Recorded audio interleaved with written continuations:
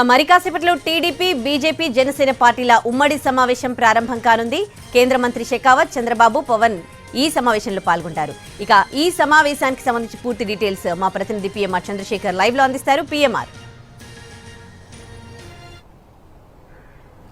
Right Udayasri, ప్రధానంగా ఇవాళ కీలకమైన సమావేశం పొత్తులకు సంబంధించి అలాగే సీట్ల సర్దుబాటుకు సంబంధించి మరి కాసేపట్లో మూడు పార్టీల మధ్య అటు టీడీపీ, బీజేపీ, జనసేన మూడు పార్టీల మధ్య సమావేశం జరగబోతోంది. ఈ సమావేశంలో కేంద్ర మంత్రి షెకావత్ నిన్ననే పవన్ కళ్యాణ్తో భేటీ అయ్యారు.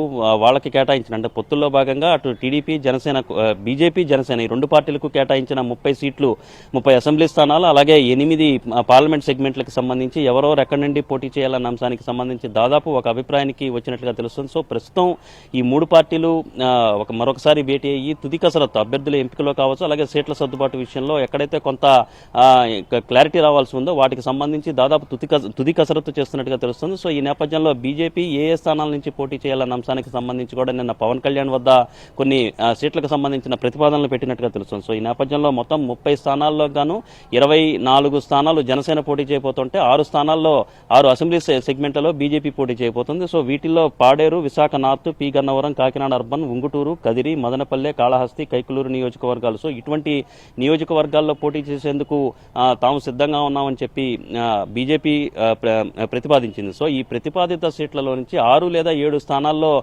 పోటీ చేసే అవకాశం, బీజేపీ పోటీ చేసే అవకాశం ఉన్నట్లుగా మనకు తెలుస్తుంది. సో రిమైనింగ్ 30లో ఈ 6-7 స్థానాలు పోతే 23 లేదా 24 స్థానాల్లో జనసేన పోటీ చేసే అవకాశం ఉన్నట్లుగా తెలుస్తుంది. సో దీనికి సంబంధించి ఇప్పటికే పొత్తులో ఉన్న అంటే ఫస్ట్ నుంచి కూడా జనసేన, బీజేపీ రెండు పార్టీలు పొత్తులోనే ఉన్నాయి. సో ఈ క్రమంలో వీళ్ళకి 30 సీట్లు కేటాయించిన నేపథ్యంలో వీళ్ళు ఎవరెవరు ఎక్కడి నుండి పోటీ చేయాలన్న అభిప్రాయానికి వచ్చేశారు. సో మరి కాసేపట్లో చంద్రబాబుతో పవన్ కళ్యాణ్ అలాగే కేంద్ర మంత్రి గజేంద్ర సింగ్ షెకావత్ కూడా భేటీ కాబోతున్న పరిస్థితి కనిపిస్తుంది. సో ఈ నేపథ్యంలో ఈ సీట్ల సర్దుబాటు వ్యవహారానికి సంబంధించి ఒక అభిప్రాయానికి వచ్చే అవకాశం కనిపిస్తుంది. సో ఒకవేళ సంక్లిష్టమైన నియోజకవర్గాల విషయానికి వచ్చేసరికి కాళహస్తి నియోజకవర్గంలో బీజేపీ పట్టుబడుతుంది. అక్కడ కోల ఆనంద్ అనే బీజేపీ నేత ఉన్నారు. అలాగే సోమ్ వీర్రాజుకు కూడా ఏదో ఒక స్థానం నుంచి చోటు కల్పించాల్సిన అవసరం కనిపిస్తుంది. సో వీళ్ళకి ఎక్కడ సీట్లు సర్దుబాటు చేయాలనేదే కొంత సందిగ్ధత కావచ్చు, కొంత డైలమా కావచ్చు, కొంత చర్చలు జరిపిన మీదట ఒక తుది రూపానికి వచ్చే అవకాశం కనిపిస్తుంది. సో ఈ క్రమంలో